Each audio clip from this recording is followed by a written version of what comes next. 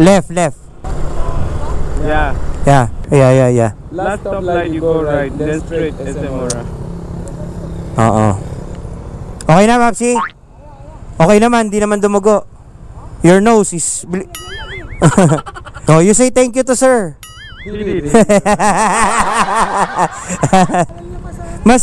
He knows the way, right? There, sir. Can you hear me?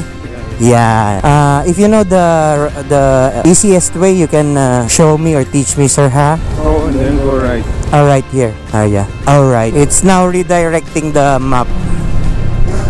Is that your real name, sir? Promise. Yeah. Nice name, sir. All right, here, sir. Right? Okay. I just followed the map, sir. He redirect already, right? Yeah. No, straight. All right. Here, sir. Right? Yeah. Straight on to reach my building. Okay. Absi. Ha? SM Aura. Oo, diretso. Oo. Naglalag. You can turn left on the stoplight. Yeah. Then take the second right. Straight then SM Aura. Oo. Ano, diretso ka, tol. Tapos left. Oo, yung pangalawa. The second corner, right? Second stoplight. Tapos kaliwa ka. Left. Yeah. Yeah. And then on the last stoplight you go right. When you go off the last stoplight you go right. Straight then SM Aura. Yeah. Second stoplight. The last stoplight. The last stoplight. Here. Right, sir? Yeah. For me here, we're going here. Yeah. Last stoplight you go right, then straight SM Aura. Oo. Okay na, Mapsi? Okay naman, di naman dumugo. Your nose is... Punta ka dyan, tapos right ka. Sabi ni sir. Ha? Yeah. Oo, the last.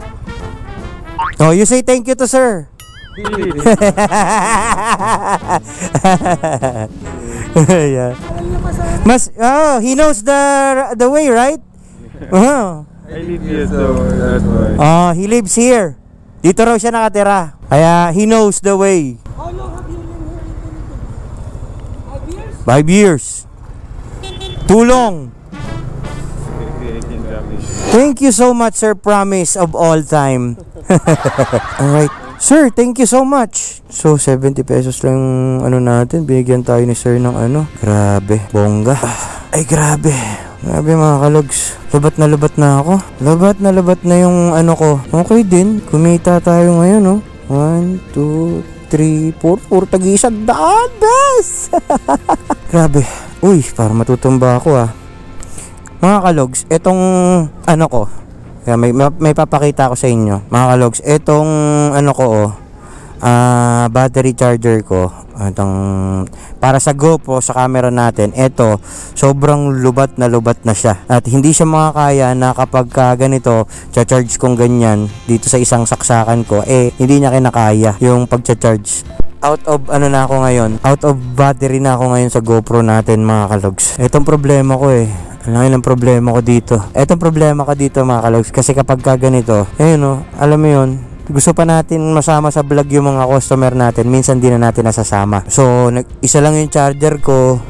Problema ko to, mga kalogs, kailangan at least meron ako mga 3 saksakan ng charger dito para sulit ang biyahe ko. Kasi kung ganito, wala, hindi natin masasama sa vlog yung ibang biyahe natin dahil yung battery natin 4 lang, 2 yung ginagamit ko, 2 yung extra.